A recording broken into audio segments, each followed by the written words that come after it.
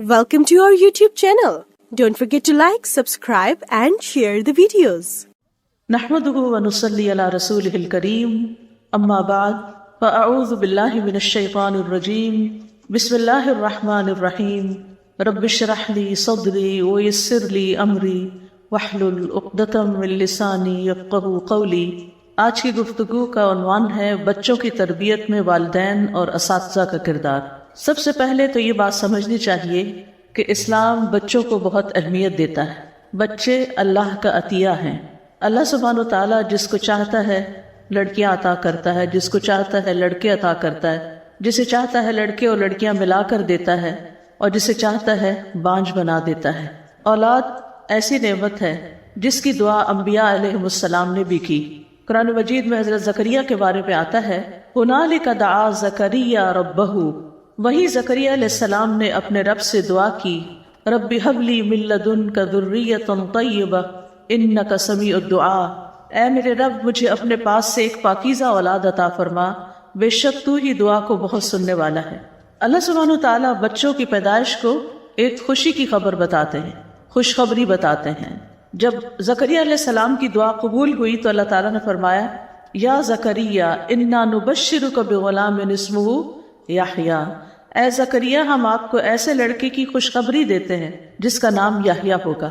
اسی طرح ابراہیم علیہ السلام کو بڑھاپے میں جب اللہ تعالیٰ نے اولاد کی خوشخبری دی تو اس کے بارے میں قرآن مجید میں آتا ہے وامرأتہ قائمۃ فضحکت فبشرناها باسحاق ومن وراء اسحاق یعقوب، اور اس کی بیوی کھڑی تھی یعنی ابراہیم علیہ السلام کی تو وہ ہنس پڑی، تو ہم نے اسے اسحاق کی اور اسحاق کے بعد یعقوب علیہ السلام کی خوشخبری دی۔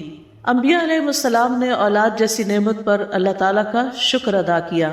ابراہیم علیہ السلام بچوں کی پیدائش پہ کہتے ہیں الحمدللہ الذی وہب لی علی الکبر اسماعیل و اسحاق ان ربی لسمیع الدعاء، سب تعریف اللہ کے لیے ہے جس نے مجھے بڑھاپے میں اسماعیل اور اسحاق جیسی اولاد عطا کی، بے شک میرا رب تو بہت دعا سننے والا ہے۔ نبی صلی اللہ علیہ وسلم بچوں سے پیار کرتے تھے اور حسن اور حسین رضی اللہ عنہما کو جنت کے پھول قرار دیتے تھے۔ ہما ریحانتا من الدنیا، یہ دونوں دنیا میں میرے دو پھول ہیں۔ بچوں کی اور ازواج اور اولاد کی آنکھوں کی ٹھنڈک کی دعا بھی ہمیں سکھائی گئی ہے۔ عباد الرحمن کے حوالے سے قرآن مجید میں آتا ہے ربنا هب لنا من ازواجنا وذریاتنا قرۃ اعین واجعلنا للمتقین اماما، اے اللہ ہمیں ہماری ازواج اور اولاد سے آنکھوں کی ٹھنڈک عطا کر، یعنی یہ انسان کے لیے خوشی کا باعث ہوتے ہیں، اور ہمیں متقین کا امام بنا۔ رسول اللہ صلی اللہ علیہ وسلم نے بچوں کو پودے بھی کہا ہے، فرمایا اللہ ہمیشہ اس دین میں ایسے پودے لگاتا رہے گا جنہیں وہ اپنی فرما برداری میں استعمال کرے گا، یعنی نیک بچے پیدا ہوتے رہیں گے اور آگے چل کر دین کی خدمت کرتے رہیں گے۔ بچے دین کو مضبوط کرنے کا ذریعہ بھی ہیں۔ ابن مبارک جب اصحاب حدیث کے بچوں کو دیکھتے جن کے ہاتھوں میں قلم دوات ہوتی تو وہ انہیں اپنے قریب کرتے اور کہتے کہ یہ دین کے پودے ہیں، یعنی آج ان کی نگہداشت کرو تاکہ کل کو یہ بڑے ہو کر فائدہ دیں، دین کے محافظ ہیں۔ مسکین بن بکیر کہتے ہیں کہ ایک شخص امام اعمش کے پاس سے گزرا جبکہ وہ حدیثیں سنا رہے تھے۔ اس شخص نے ان سے کہا آپ ان بچوں کو حدیثیں سنا رہے ہیں، یعنی چھوٹے بچوں کو کیوں آپ اتنی اہمیت دے رہے ہیں؟ تو امام اعمش نے کہا یہ بچے تمہارے لیے تمہارے دین کی حفاظت کرنے والے ہیں، یعنی آج ان کو حدیثیں سناؤ گے تو کل یہ آگے جا کر دوسروں کو سنانے والے ہوں گے، مستقبل کے داعی ہوتے ہیں۔ زکریا علیہ السلام نے جب دعا کی نیک اولاد کی تو ساتھ یہ بھی کہا یرثنی ویرث من آل یعقوب واجعلہ ربی رضیہ، جو میرا وارث بنے اور آل یعقوب کا وارث بنے اور اے میرے رب اسے پسند کیا ہوا بنا، یعنی آل یعقوب کون ہے؟ بنی اسرائیل، یعنی ان کے اندر ان کی اصلاح کرنے والا ہو۔ پھر انسان کی بہترین کمائی بھی ہیں۔ نبی صلی اللہ علیہ وسلم نے فرمایا یقیناً تمہاری اولاد تمہاری بہترین کمائی ہے، بس تم اپنی اولاد کی کمائی میں سے کھاؤ، یعنی دنیا میں بھی ان سے فائدہ اٹھاؤ اور مرنے کے بعد بھی وہ تمہارے لیے کمائی کا ذریعہ ہیں، یعنی صدقہ جاریہ بن کر آخرت میں درجات کی بلندی کا ذریعہ ہیں۔ رسول اللہ صلی اللہ علیہ وسلم نے فرمایا جب انسان مر جاتا ہے تو 3 اعمال کے سوا اس کے سارے اعمال منقطع ہو جاتے ہیں۔ نمبر 1 صدقہ جاریہ، نمبر 2 وہ علم جس سے فائدہ اٹھایا جائے، اور نمبر 3 نیک اولاد جو اس کے لیے بعد میں دعائیں کرتی رہے۔ تو اس نیک اولاد کی وجہ سے ماں باپ کے درجے آگے بھی بلند ہوتے ہیں. جب کسی کا درجہ بلند ہوتا ہے یعنی برزخ میں، تو وہ پوچھتا ہے کہ میرا یہ درجہ کس وجہ سے بلند ہوا، تو بتایا جاتا ہے کہ تمہاری اولاد کی دعا کی وجہ سے، یعنی تمہیں اپ گریڈ کر دیا گیا ہے. تو جہاں بچے خوشخبری ہیں، نعمت ہیں اور آگے ہمارے لیے دین دنیا کی بھلائیوں کا ذریعہ ہیں، وہاں بچے ایک ذمہ داری بھی ہیں، ایسی ذمہ داری جن کے بارے میں سوال کیا جائے گا، اور یہ سوال والدین سے بھی ہوگا اور استادوں سے بھی ہوگا.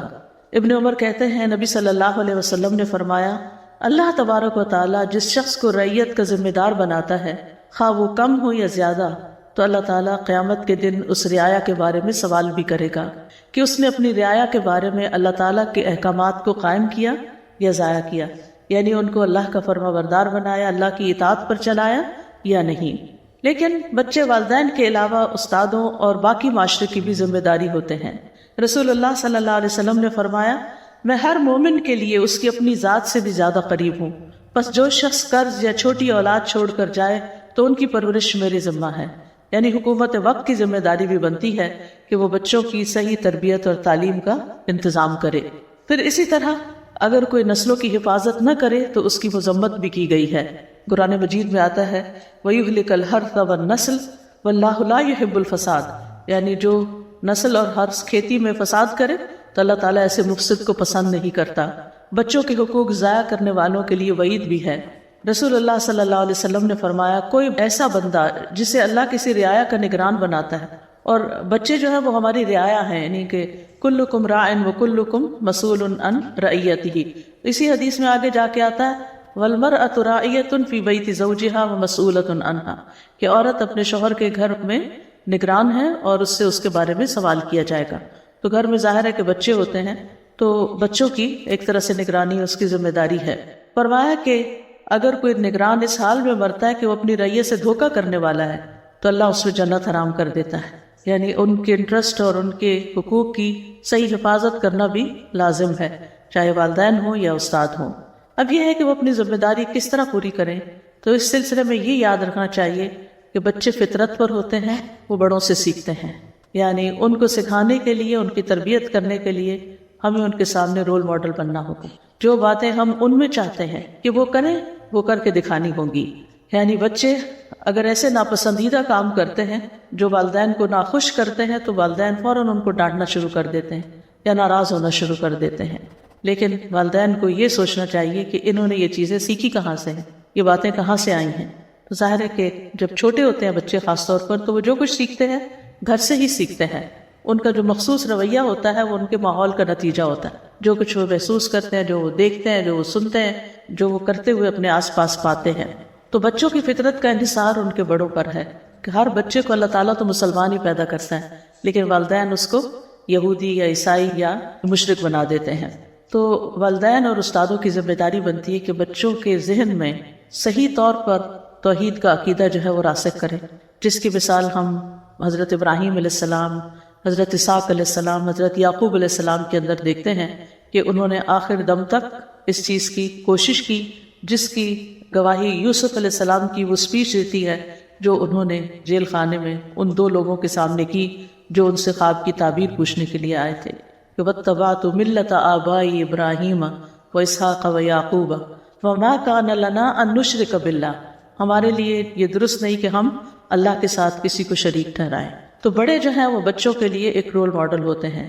ام المومنین عائشہ رضی اللہ تعالیٰ عنہا کہتی ہیں کہ میں نے عادات، چال چلن اور بات چیت میں رسول اللہ صلی اللہ علیہ وسلم سے سب سے زیادہ مشابہ فاطمہ رضی اللہ عنہا کے علاوہ کسی کو نہیں دیکھا.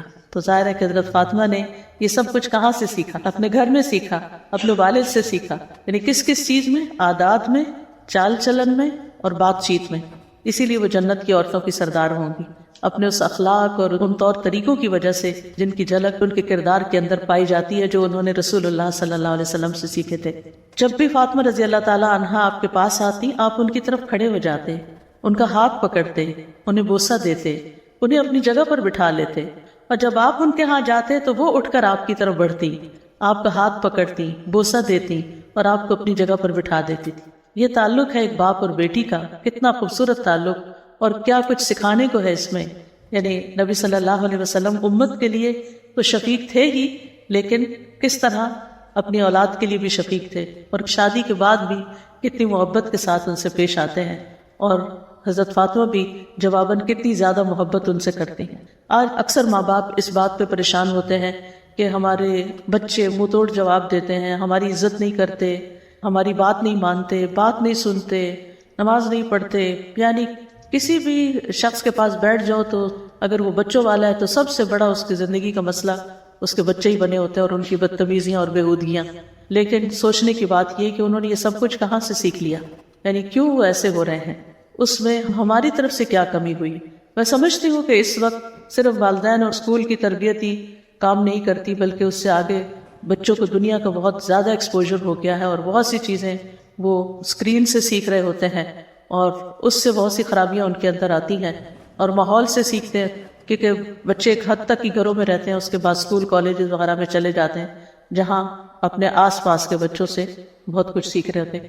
ایون اگر اسلامک اسکول بھی ہوں تو وہ تو سلیبس کی حد تک اسلام ہوتا ہے، اگر خوش قسمتی سے اچھے مسلمان ٹیچرز مل جائیں تو وہ بچوں کی زندگی میں ایک بڑا رول پلے کرتے ہیں، یا پھر اس کے بعد یہ ہے کہ ان کے آس پاس کے جو دوسرے بچے ہیں، لیکن عموماً دوسرے بچے بھی ایسے ہی گھروں سے آئے ہوئے ہوتے ہیں، اور ماں باپ بھی صرف اسکول کا فرض سمجھتے ہیں کہ وہی ان کو سب کچھ بنا دیں، اور اپنی ذمہ داری بھول جاتے ہیں، جبکہ یہ ذمہ داری دو طرفہ ہے، والدین کی بھی ہے جن کے پاس وہ دن کے کئی گھنٹے گزارتے ہیں، اور اسکول کی بھی ہے جن کے پاس دن کا ایک بڑا حصہ گزارتے ہیں۔ تو بچے جو ہیں وہ بڑوں کے نقش قدم پر چلتے ہیں۔ حضرت انس کہتے ہیں کہ ایک آدمی نے رسول اللہ صلی اللہ علیہ وسلم کی دعوت کی تو میں بھی آپ کے ساتھ چل پڑا۔ آپ کے سامنے شوربہ رکھا گیا جس میں کدو پڑے ہوئے تھے، رسول اللہ صلی اللہ علیہ وسلم اس میں سے کدو کھانے لگے، آپ کو کدو بہت پسند تھا۔ انس کہتے ہیں کہ جب میں نے یہ دیکھا تو میں کدو آپ کے سامنے کرنے لگا، میں نے وہ خود نہ کھائے تاکہ آپ کھا لیں، آپ کو پسند ہے۔ فرماتے ہیں کہ اس کے بعد میں ہمیشہ کدو پسند کرنے لگا، جو کھانا بھی میرے لیے تیار کیا گیا جتنا بھی ہو سکا میں نے اس میں کدو کو ضرور شامل کر لیا، یعنی ہر ڈش میں وہ شامل کر لیا۔ تو اس سے آپ اندازہ لگائیں کہ صرف آپ کے ایک ایکشن کو دیکھ کر کہ کسی کی دعوت میں آپ کدو چن چن کے کھا رہے ہیں تو انہوں نے بھی زندگی بھر کے لیے اس کو اپنا لیا۔ وہ ایسا انداز ہوگا، وہ ایسی ادا ہوگی کہ حضرت انس رضی اللہ عنہ کے دل میں اتر گئی۔ عبید بن جریج کہتے ہیں کہ انہوں نے عبداللہ بن عمر سے کہا، اے ابو عبد الرحمن، میں نے آپ کو 4 ایسے کام کرتے ہوئے دیکھا ہے جو آپ کے ساتھیوں کو کرتے ہوئے نہیں دیکھا۔ وہ کہنے لگے، اے ابن جریج وہ کیا ہیں؟ ابن جریج نے کہا کہ میں نے طواف کے وقت دیکھا کہ آپ 2 یمانی رکنوں کے سوا کسی رکن کو ہاتھ نہیں لگاتے۔ دوسرا میں نے آپ کو سبتی جوتے پہنے دیکھا۔ تیسرا میں نے دیکھا آپ زرد رنگ استعمال کرتے ہیں۔ چوتھا میں نے دیکھا کہ جب آپ مکہ میں تھے لوگ ذی الحج کا چاند دیکھ کر احرام باندھنے لگتے، آپ 8ویں تاریخ تک یوم ترویہ تک احرام نہیں باندھتے تھے۔ تو عبداللہ بن عمر نے جواب دیا کہ دوسرے ارکان کو تو میں اس لیے نہیں چھوتا کیونکہ میں نے رسول اللہ صلی اللہ علیہ وسلم کو یمانی رکنوں کے علاوہ کسی رکن کو چھوتے ہوئے نہیں دیکھا۔ سبتی جوتے میں اس لیے پہنتا ہوں کہ میں نے دیکھا کہ رسول اللہ صلی اللہ علیہ وسلم ایسے جوتے پہنے ہوئے تھے جن پر بال نہیں تھے، آپ انہی پر وضو کرتے تو میں بھی انہی کو پہننا پسند کرتا ہوں۔ زرد رنگ کی بات یہ ہے کہ میں نے رسول اللہ صلی اللہ علیہ وسلم کو زرد رنگ رنگتے ہوئے دیکھا، میں بھی اسی رنگ سے رنگنا پسند کرتا ہوں۔ اور احرام باندھنے کا معاملہ یہ ہے کہ میں نے رسول اللہ صلی اللہ علیہ وسلم کو اس وقت تک احرام باندھتے ہوئے نہیں دیکھا جب تک آپ کی اونٹی آپ کو لے کے چلنا پڑتی، یعنی 8ویں تاریخ کو۔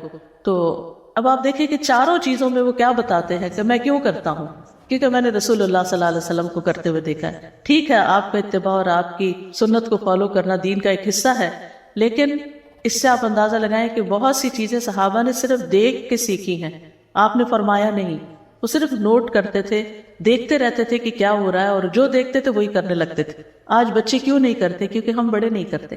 جب تک ہمارے اندر وہ اخلاق نہیں آئے گا، ہمارے اندر وہ ذمہ داری نہیں آئے گی، جب تک ہمارے اندر وہ سب کچھ نہیں آئے گا جو ہم بچوں میں لانا چاہتے ہیں، تو پھر بچے بھی وہ نہیں کریں گے۔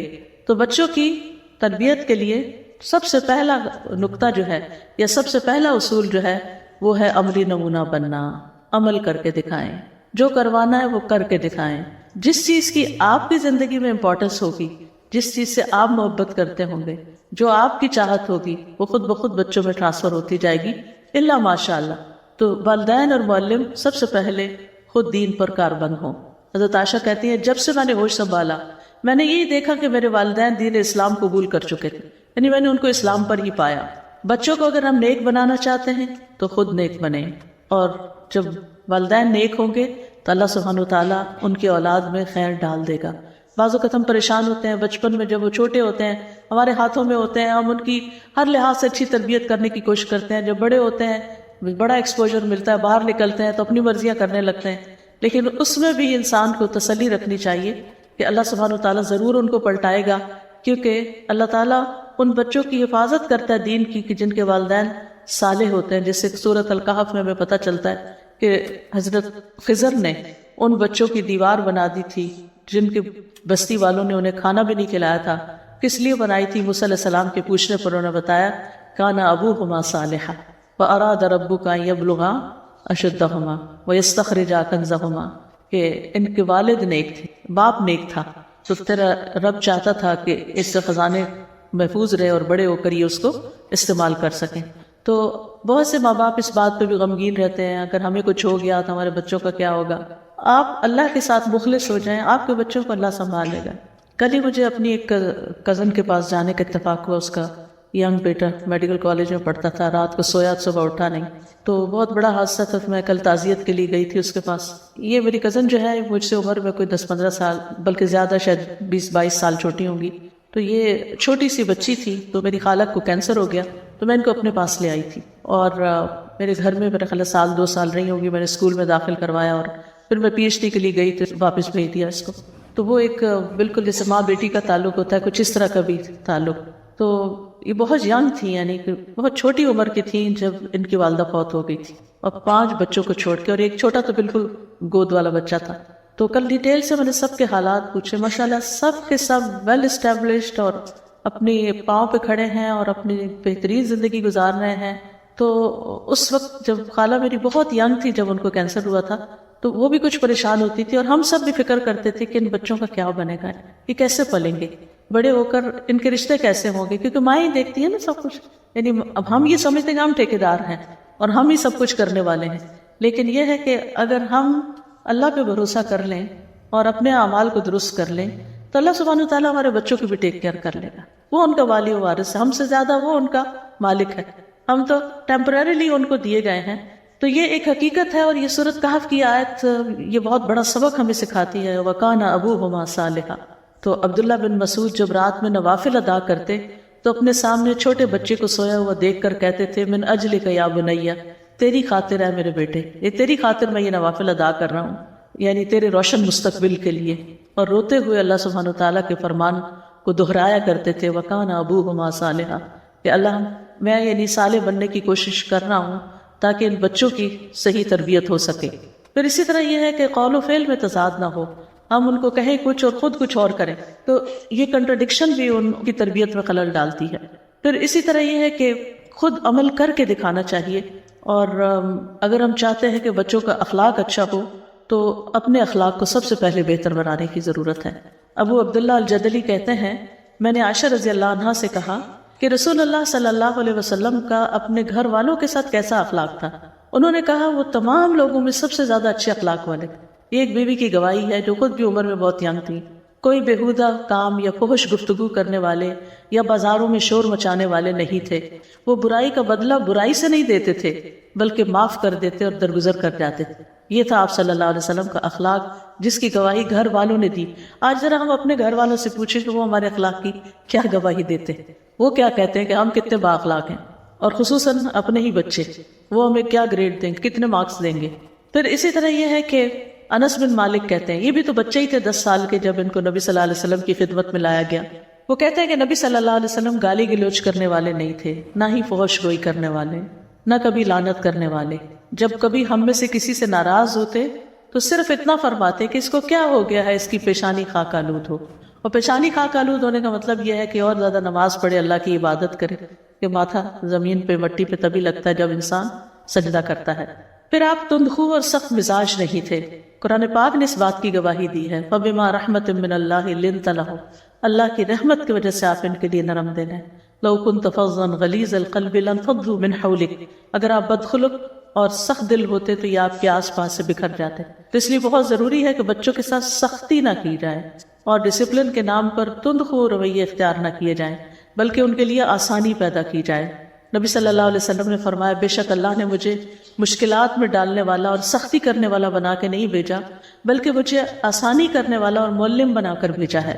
اللہ تعالیٰ خود رفیق ہے اور رفق یعنی نرمی کو پسند کرتا ہے۔ نفرت اور اختلاف گھروں کے اندر نہیں ہونا چاہیے۔ اگر والدین میں یا ٹیچرز میں باہم کسی قسم کی کوئی چپکلش ہو، آپس کی لڑائی جھگڑے ہوں، بہت زیادہ اختلافات ہوں، ایک دوسرے کی رسپیکٹ نہ کرتے ہوں، تو بچے کبھی رسپیکٹ کرنا بڑوں کی نہیں سیکھتے۔ تو اگر ہم چاہتے ہیں کہ ہمارے بچے بڑوں کی عزت کرنے والے ہوں تو بہت ضروری ہے کہ ہم خود بڑے ایک دوسرے کی رسپیکٹ کرنے والے۔ ٹھیک ہے اختلاف ہو جاتا ہے، کوئی بھی لوگ، اور ویسے بھی مرد اور عورت ایک نہیں ہوتے، مردوں کی اپنی طرح سوچ ہوتی ہے، عورتوں کی اپنی سوچ ہوتی ہے، تو ہسبینڈ وائف کے اندر ہر چیز میں اتفاق ہو نہیں سکتا۔ اختلاف ہو لیکن ایک لحاظ کے ساتھ، ایک تمیز کے ساتھ، ایک ادب کے ساتھ، اور یہ انتہائی ضروری ہے۔ پھر اسی طرح بچوں سے کیے ہوئے وعدے پورے کرنے چاہیے، پریشان کن کیفیات میں ان کی گھبراہٹ دور کرنی چاہیے، تسلی دینی چاہیے، مشکل حالات میں خود ان کے لیے سہارا بننا چاہیے، ان کے درمیان ایک ٹرسٹ پیدا کرنا چاہیے۔ دوسری اہم چیز تربیت میں جو بہت ضروری ہے وہ ہے ان کے دل میں اللہ اور اس کے رسول کی محبت ڈالنا۔ ہم کوشش کرتے ہیں وہ ہم سے محبت کریں، ہمارے خاندان سے محبت کریں، اس ملک سے کریں، اس سے کریں، اس سے کریں، ٹھیک ہے، باقی محبتوں کی بھی اپنی جگہ ہوتی ہے، لیکن سب سے زیادہ ان کے دل میں محبت کس کی ہونی چاہیے؟ اللہ اور اس کے رسول صلی اللہ علیہ وسلم۔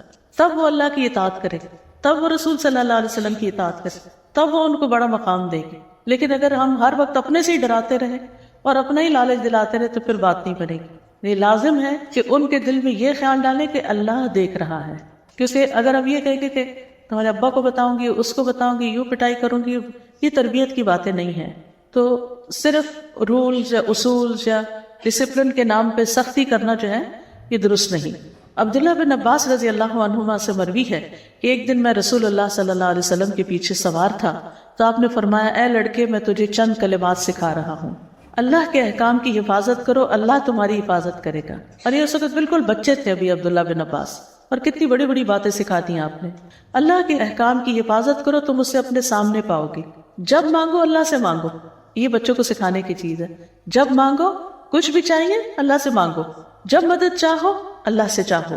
جان رکھو اگر ساری دنیا مل کر تمہیں کوئی فائدہ پہنچانا چاہے تو فائدہ نہیں دے سکتی سوائے اس کے جو اللہ نے تمہارے لیے لکھ دیا ہے۔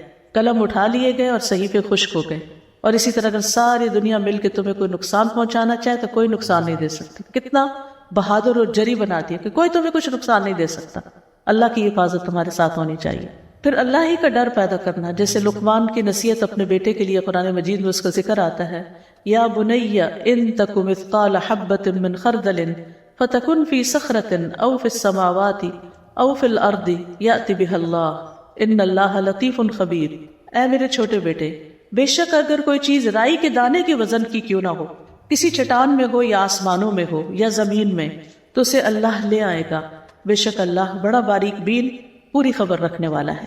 تو اس سے یہ پتہ چلتا ہے کہ بچوں کو اللہ کا ڈر بھی پیدا کرنا چاہیے کہ کوئی کام تم چھپ کے کرو گے تو اللہ سبحانہ وتعالیٰ تو اس کو دیکھ لے گا۔ ماما سے چھپ سکتے ہو، بابا سے چھپ سکتے ہو، اللہ سبحانہ وتعالیٰ سے نہیں چھپ سکتے۔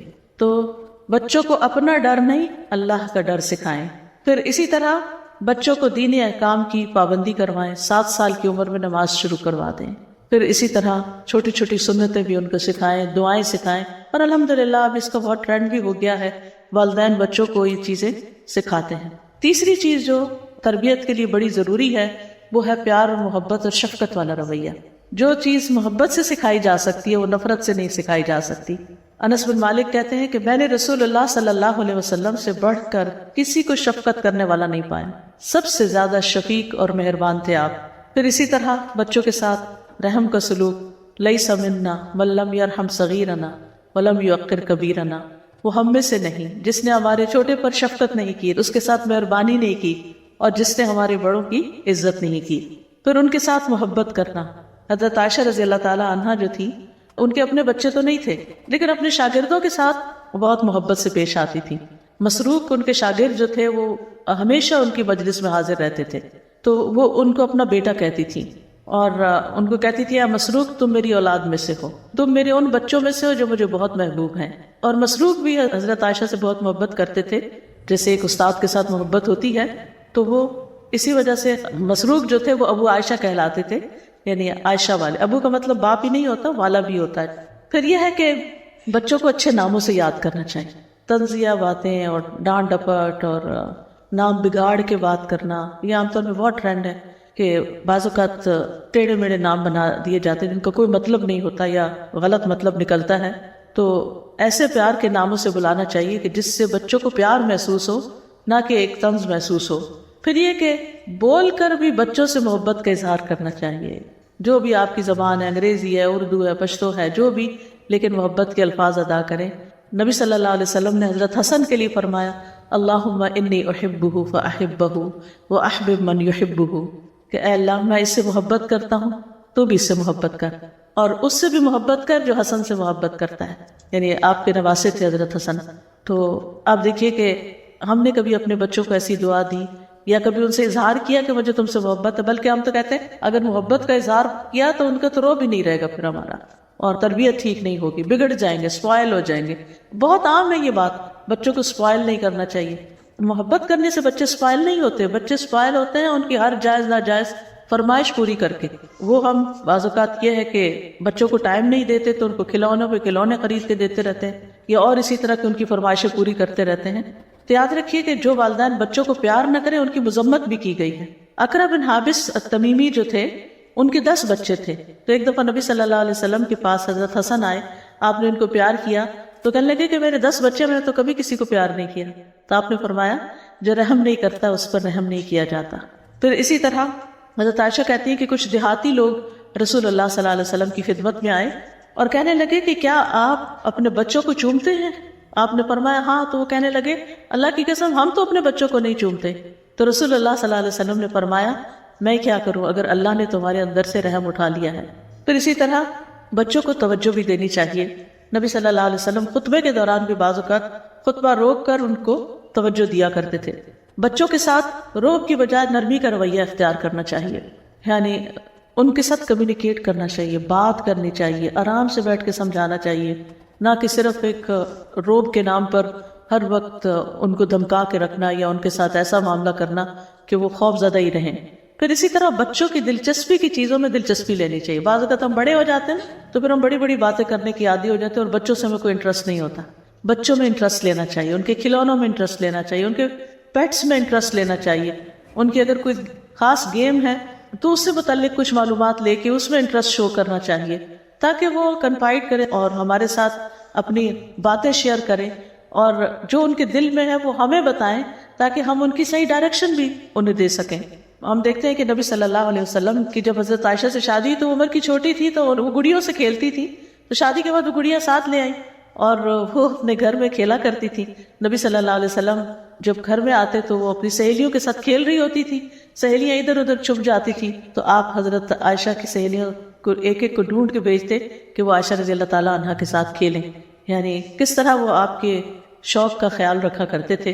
پھر اسی طرح بچوں کے ساتھ دل لگی کرنا.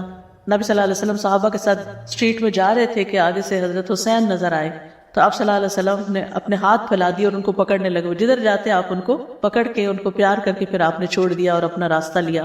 یعنی صرف توجہ دینے کی بات ہے، امپورٹنس کی. تو اس سے آپ دیکھیں کہ بچوں کا کانفیڈنس لیول کہاں جائے گا اگر آپ ان کی طرف توجہ کریں گے اور ان کو پیار کریں گے.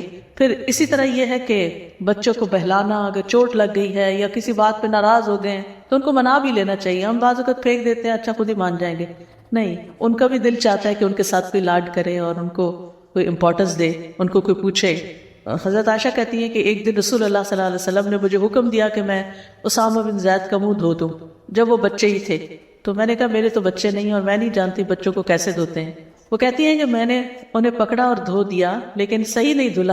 تو نبی صلی اللہ علیہ وسلم نے ان کو پکڑا اور خود ان کا منہ دھویا اور کہا کہ ہمارے ساتھ اچھا ہوا کہ تم لڑکی نہیں ہو. یعنی اسامہ کو کہنے لگے اگر تم لڑکی ہوتے تو میں تمہیں زیور پہناتا، تمہیں تحفے دیتا. تو اس سے یہ پتہ چلتا ہے کہ لڑکیوں کو لڑکوں کے مقابلے میں بھی زیادہ پیار محبت کی ضرورت ہوتی ہے اور زیادہ شفقت کی ضرورت ہوتی ہے، اور ان کی دلچسپی کی چیزیں زیور کپڑا ہوتی ہیں تو اس کا بھی خیال رکھنا چاہیے. پھر اسی طرح بچوں کے جذبات کا خیال، اگر کوئی پیٹ ہے، جیسے حضرت ابو عمیر جو تھے وہ ایک دفعہ غمگین دکھائی دے رہے تھے تو بتایا گیا کہ ان کی چڑیا مر گئی ہے جس کے ساتھ ہی کھیلتے تھے، تو آپ نے فرمایا ابو عمیر تمہاری غیر کا کیا بنا۔ پھر اسی طرح مجلس میں اگر بچے بیٹھے ہوں تو بھی ان کا خیال رکھنا چاہیے۔ نبی صلی اللہ علیہ وسلم ایک مجلس میں تھے اور دائیں طرف سے آپ ہمیشہ کوئی چیز خود پی کر دیا کرتے تھے، تو اتفاق سے آپ کے دائیں طرف ایک چھوٹا بچہ تھا، تو آپ نے اس سے پوچھا کیا تم مجھے اجازت دیتے ہو کہ میں بڑوں سے شروع کروں؟ تو انہوں نے کہا کہ میں اپنے حصے پہ کسی کو ترجیح نہیں دوں گا۔ تو بہرحال آپ نے وہ مشروب پھر پہلے بچے کو ہی دیا۔ پھر اسی طرح یہ ہے کہ بچوں کے درمیان عدل کرنا چاہیے، کیونکہ اس سے بڑے کام خراب ہوتے ہیں۔ جب بچوں میں فیوریٹزم کرنے لگتے ہیں نا، کسی بچے کو زیادہ امپورٹنس دینا، اس کی تعریفیں کرنا، ہر بچہ مختلف ہوتا ہے، کچھ کم گو ہوتے ہیں، کچھ بہت ہوشیار ہوتے ہیں، کچھ آگے بڑھ کے ہر چیز وصول کر لیتے ہیں لاڈ پیار کر کے، اور کچھ ناراض ہو کے چلے جاتے ہیں۔ تو یہ ماں کا فرض ہے کہ پھر ہر بچے کو ایکولی امپورٹنس دے، وہ یہ نہیں کہ کچھ بچوں کو زیادہ فیوریٹ بنا لے اور کچھ کو چھوڑ دے۔ اسی طرح کلاس میں بھی کچھ بچے ذہین ہوتے ہیں، کچھ بچے ذرا کمزور ہوتے ہیں، تو کمزور بچوں کو پیچھے نہیں چھوڑ دینا چاہیے، ان کو بھی آگے بڑھانا چاہیے۔ پھر ان کا آپس میں کمپیریزن نہیں کرنا چاہیے کہ وہ کر سکتا تم کیوں نہیں کر سکتے، وغیرہ وغیرہ۔ پھر اسی طرح ہر بات میں نہیں ٹوکنا چاہیے، صرف اہم چیزوں میں، کیونکہ جب چھوٹی چھوٹی باتوں میں ہم ان کو ٹوکنا شروع کر دیتے ہیں تو جو اہم چیز ہوتی ہے وہ ان کے اوپر سے پھر گزر جاتی ہے۔ پھر اسی طرح ہے کہ چھوٹی چھوٹی چیزوں میں ڈانٹ ڈپٹ سے کام نہیں لینا چاہیے، کیونکہ جن پر سے قلم اٹھا لیا گیا ہے، یعنی خاص طور پہ بہت چھوٹے بچے، تو ان کو ہم کیوں ہر بات پہ مواخذہ کریں گے؟ بچہ جب تک بالغ نہیں ہوتا تو اس کا حساب نہیں، تو ہمیں بھی ان سے ہر بات کا حساب لینے نہیں بیٹھ جانا چاہیے۔ پھر اسی طرح یہ کہ کبھی اگر ڈسپلن کرنا پڑے تو چہرے پر نہیں مارنا چاہیے، تعلیم دیتے ہوئے بھی مارنا نہیں چاہیے، اور پھر اسی طرح سختی کے ساتھ پیش آنا یا ڈنڈے سے مارنا یا اور اس طرح کی فزیکل پنشمنٹ دینا یہ درست نہیں ہے، اور بچوں کے ساتھ ظلم و زیادتی کا بھی حساب دینا ہوگا۔ یہ نہیں کہ اللہ نے ان کو ہمارے ہاتھ میں دے دیا، وہ ہم سے تعلیم حاصل کر رہے ہیں یا ہمارے اپنے بچے ہیں تو ہم جو چاہے سلوک کریں، نہیں، ان کے بارے میں بھی پوچھ ہوگی۔ چوتھی چیز ہے بچوں کی کردار سازی، ان کو اخلاق سکھانا، کیونکہ لاڈ پیار میں ایسا نہ ہو کہ وہ بد اخلاق ہو جائیں، تو بچوں کو عمدہ اخلاق بھی سکھانا چاہیے، بیٹے ہوں بیٹیاں ہوں، کیونکہ بعض اوقات بچے بدتمیزی کرتے تو ماں باپ ہنسنا شروع کر دیتے ہیں، اس سے ان کو اور شے ملتی ہے اور گڑبڑ کرتے ہیں، تو اس سے بچنا بڑا ضروری ہے۔ اچھے اخلاق کی تعلیم دینی چاہیے، اور اس سلسلے میں سورۃ لقمان کی جو آیات ہیں وہ بہت زبردست ہے کہ کس طرح لقمان علیہ السلام نے اپنے بچے کو نصیحت کی تھی، یا بنی اقم الصلاۃ وامر بالمعروف وانہی عن المنکر واصبر علی ما اصابک، بچے کو سکھایا جا رہا ہے واصبر علی ما اصابک، اے میرے چھوٹے بچے نماز قائم کرو، نیکی کا حکم دو، برائی سے منع کرو، اور اس مصیبت پر صبر کرو جو تمہیں پہنچے، یقیناً یہ ہمت کے کاموں میں سے ہے، لوگوں کے لیے اپنا رخسار نہ پھلاؤ، منہ بنا کے بات نہ کرو۔ کتنی چھوٹی سی بات کا بھی نوٹس لیا گیا کہ موڈ آف کر کے لوگوں سے بات نہیں کرو، زمین میں اکڑ کے نہ چلو، اللہ کسی اکڑنے والے فخر کرنے والے سے محبت نہیں کرتا، اپنی چال میں درمیانہ روی اختیار کرو، اپنی آواز پست رکھو، والیوم لو رکھو۔ یہ قرآن کا حکم ہے، لقمان علیہ السلام کی زبانی بات سکھائی گئی ہے۔ بے شک سب آوازوں سے بری آواز یقیناً گدھوں کی آواز ہوتی ہے۔ تو یہ تربیت ہے، یہ کردار ہے جو قرآن نے سکھایا اور جس کی طرف توجہ دینے کی ضرورت ہے۔ والدین اپنے بچوں کو کھانے پینے، لباس، سونے جاگنے، گھر میں آنے جانے اور زندگی کے معاملات کے آداب بھی سکھائیں، کھانے کے آداب سکھائیں، پھر اسی طرح اجازت لینے کے آداب، گفتگو کے آداب، رازوں کی حفاظت کرنے کے آداب، پھر جائز کام کی اجازت دینے کے ساتھ نصیحت بھی کریں۔ یعنی اگر آپ ان کو کسی کام کے کھیلنے کی یا کہیں جانے کی یا کچھ کرنے کی آپ ان کو اجازت دے رہے ہیں تو پھر اس کے ساتھ ان کو یہ بھی بتائیں کہ وہ وہاں جا کر کس طرح بہیو کرے۔ یہ ریمائنڈر دینا ہوتا ہے، بچے بڑی جلدی بات بھول جاتے ہیں اور ہم اس پہ پریشان ہوتے ہیں، 10 دفعہ بتا چکی ہوں ابھی بھی تمہیں سمجھ نہیں آئی۔ وہ معصوم شکل دیکھ رہے ہوتے ہیں کہ کون سی بات ہے 10 دفعہ کہی گئی، کیونکہ انہیں بھول چکا ہوتا ہے 10 دفعہ کا بھی، تو ہر دفعہ انہیں نئے سرے سے بتانے کی ضرورت ہوتی ہے کہ کیا کریں کیا نہیں۔ ابو حیان تیمی اپنے والد سے روایت کرتے ہیں، وہ کہتے ہیں کہ میں نے ربیع ابن خیثم کی بیٹی کو دیکھا، وہ ان کے پاس آئی، کہنے لگی ابا جان میں کھیلنے چلی جاؤں؟ انہوں نے کہا میری چھوٹی بیٹی جاؤ اور اچھی بات کہنا، یعنی کھیلنے جا رہے ہو لیکن بات اچھی طرح کرنا۔ پھر آپس میں ان کو محبت سے پیار سے رہنا سکھانا چاہیے، پھر نرمی سکھانی چاہیے، یعنی بعض بچوں کے اندر مارنے پیٹنے کی بڑی عادت ہوتی ہے، چکی کاٹ لیتے ہیں اور اسی طرح چونٹیاں کاٹتے ہیں، پش کرتے ہیں، کچھ بچے بڑے وائلنٹ ہوتے ہیں بچپن سے ہی، یعنی کہ ماں باپ نے سکھایا ہوتا ہے لیکن ان کے اندر ہی کچھ اگریشن ہوتا ہے. بعض اوقات چھوٹا بچہ ہوتا ہے اس سے جلدی پیدا ہو جائے تو وہ جو چھوٹا رہ جاتا ہے وہ عام طور پر جیلس ہوتا ہے بعد میں آنے والے بچے سے اور نقصان پہنچاتا ہے اس کو. تو ان چیزوں کے بارے میں بھی خیال کرنا چاہیے. پھر اسی طرح ہے کہ ان کو قناعت کا عادی بنانا چاہیے، محنت کا عادی بنانا چاہیے. بچپن سے حلال حرام کی تمیز بھی دینی چاہیے. مجھے یاد ہے کہ جب میں پی ایچ ڈی کر رہی تھی تو مریم کو میں کچھ عرصے کے لیے لے گئی ساتھ یو کے میں. تو وہاں پر ظاہر ہے کہ جب بھی کہیں باہر گروسری کرنے جاتی ہے کچھ تو ہر چیز دیکھ کے کہ حلال ہے یا نہیں. تو ایک دن ایپل اٹھا کے کہتی ہے کہ ماما یہ حلال ہے. تو مجھے یہ بات کبھی بھی نہیں بھولتی کہ بچے بھی کانشیس ہو جاتے ہیں اور ہر چیز میں پوچھنا شروع کر دیتے ہیں کہ کیا حلال ہے اور کیا حرام ہے. پھر اسی طرح یہ کہ ادب سکھانے کے لیے کبھی کبھی مارنے میں بھی کوئی غرض نہیں، لیکن ایسی مارنا ہو کہ وہ اس کے لیے نقصان دہ ہو یا اس کے اندر ضد پیدا ہو جائے یا وہ ڈھیٹ ہو جائے. نبی صلی اللہ علیہ وسلم اپنے گھر والوں کے بارے میں یا بچوں کے معاملے میں جب انہیں پتہ چلتا کہ کسی نے غلط بیانی کی ہے تو آپ اس سے اعراض برتتے تھے، یعنی ناراضگی کا اظہار کرتے تھے. پانچویں چیز یہ ہے کہ بچوں کو کارآمد بنائیں، کام کا بنائیں، نکمہ نہ بنائیں. ان کو قوت فیصلہ سکھائیں، انہیں خود ڈیسیژن لینے دیں. ہر چیز میں آپ ان کا ڈیسیژن نہ لیں، ان کے اوپر بھی چھوڑیں کہ وہ کیا کہتے ہیں.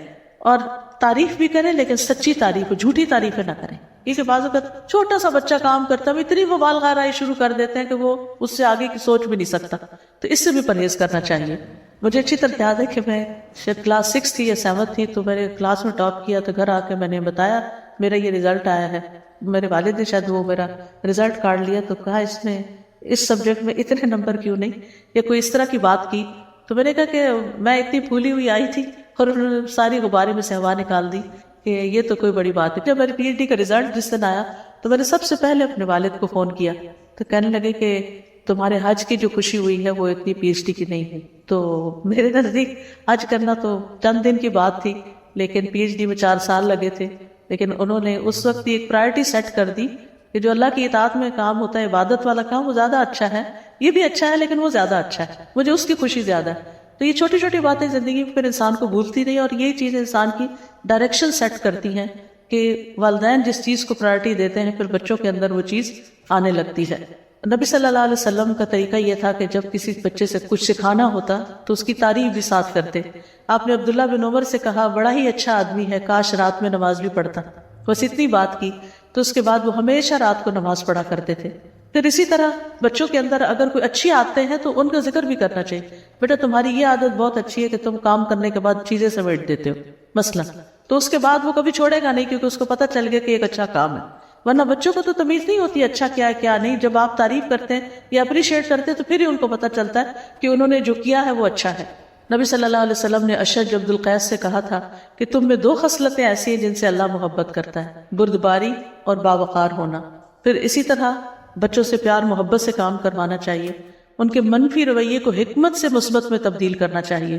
اور اس میں ابو محذورہ کی روایت جو ہے بہت ہی انٹرسٹنگ ہے اور مجھے یہ واقعہ بہت ہی دل کو لگتا ہے کہ کس طرح ایک ٹین ایجر کی اصلاح نبی صلی اللہ علیہ وسلم نے کی. وہ کہتے ہیں کہ ایک مرتبہ میں چند لوگوں کے ساتھ نکلا، ہم لوگ حنین کے راستے میں تھے تو رسول اللہ صلی اللہ علیہ وسلم حنین سے تشریف لا رہے تھے، واپس آ رہے تھے. راستے میں ہمارا آپ سے آمنا سامنا ہو گیا تو رسول اللہ صلی اللہ علیہ وسلم کے مؤذن نے نماز کے لیے رسول اللہ صلی اللہ علیہ وسلم کے پاس آذان دی. تو مؤذن کی آواز سن کر ہم اونچی آواز سے اس کی نقل اتارنے لگ گئے اور اس کا مذاق اڑانے لگے. رسول اللہ صلی اللہ علیہ وسلم نے ہماری آواز سن لی اور ہماری طرف کسی کو بھیجا کہ وہ ہمیں آپ کے سامنے لا کے کھڑا کرے.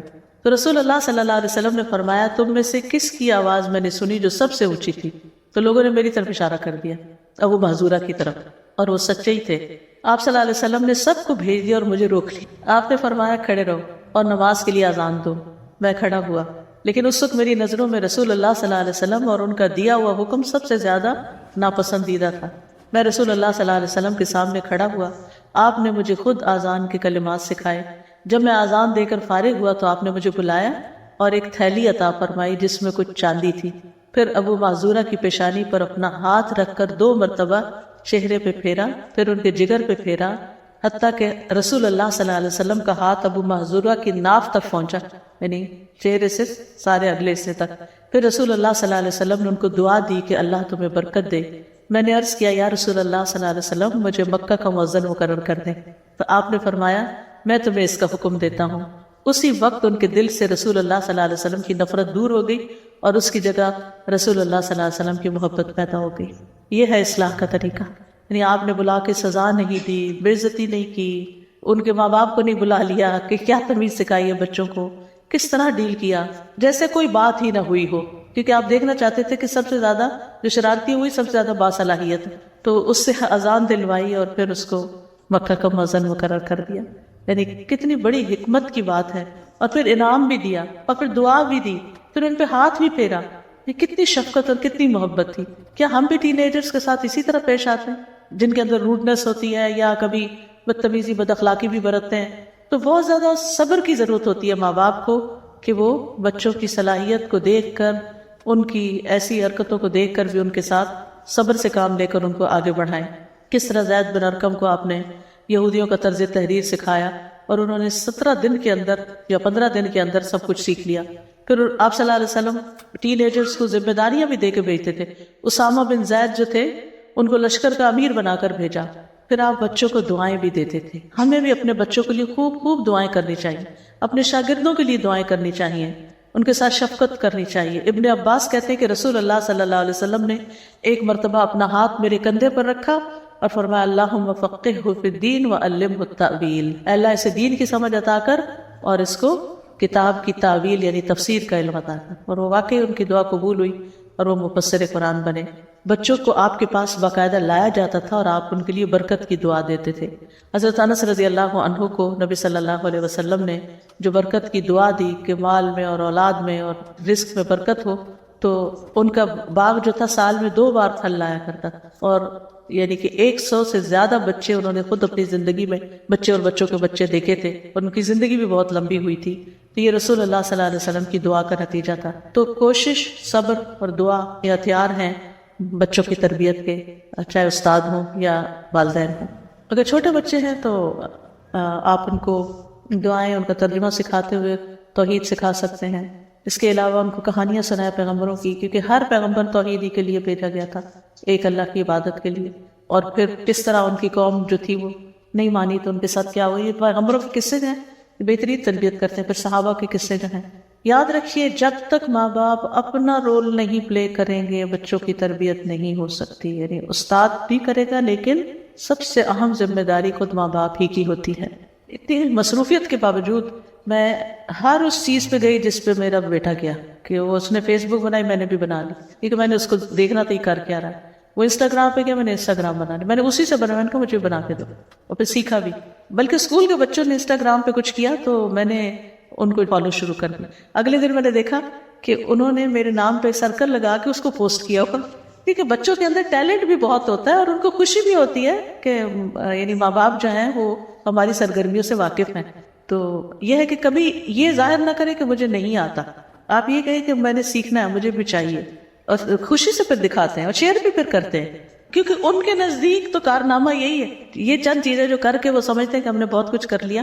تو اس میں جو ٹھیک ہو اس کے اپریشیٹ کرے، جو ٹھیک نہ ہو انٹرسٹ لے رہی ہیں مجھ میں، میرے کاموں میں انٹرسٹ لے رہی ہیں، اور آنیسٹ فیڈ بیک دینی چاہیے. یعنی کہ میں جھوٹی تعریف نہیں کرتی، جہاں غلط ہوتا ہے میں بتا دیتی ہوں، وہ مانے یا نہ مانے، لیکن میں صحیح رائے دے دیتی ہوں کہ یہ چیز درست نہیں ہے. اور جب بچے بڑے ہو جاتے ہیں نا پھر بہت زیادہ امپوز بھی نہیں آپ کر سکتے، پھر آپ کو تھوڑا سا اگنور بھی کرنا پڑتا ہے. میں سمجھتی ہوں میری پھپھی نے میرے ساتھ بہت احسان کیے، چھوٹی چھوٹی چیزوں میں اتنی باریکی سے وہ بتاتی تھیں، وقت نہیں ضائع کرتے، یہ ایسے رکھتے ہیں، یہ ایسے اٹھاتے ہیں، یہ ایسے کرتے ہیں.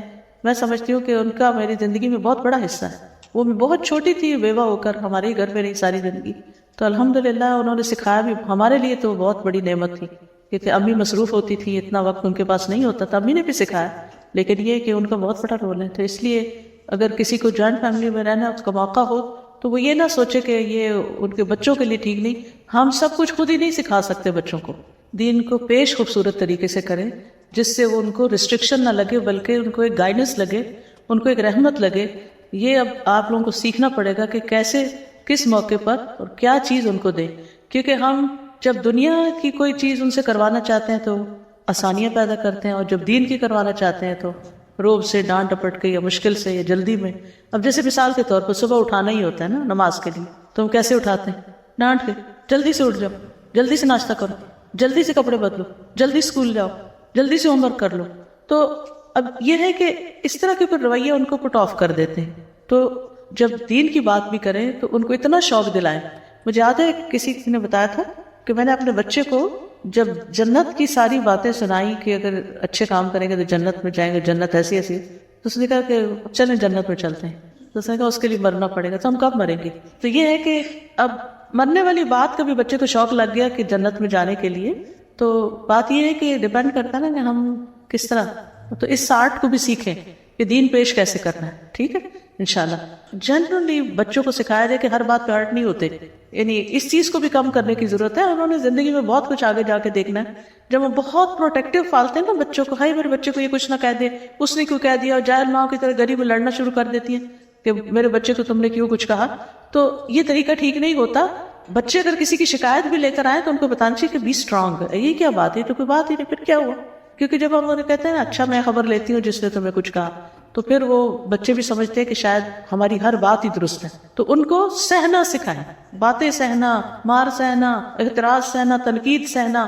جب وہ اسٹرانگ ہوں گے تو بڑے بڑے کام کریں گے, اور اگر اسٹرانگ نہیں ہے نا اور چھوٹی چھوٹی چیز پر ہی رونے دھونے بیٹھ گئے تو وہ بہت کچھ زندگی میں بڑا رول نہیں پلے کر سکتے. نماز سے پہلے نا ایمان کی طرف لائیں, دین کی محبت اس کے اندر ڈالیں, کیونکہ ہم نماز سے شروع کرتے ہیں تو ان کو سمجھ نہیں آتی نماز کیوں پڑھے.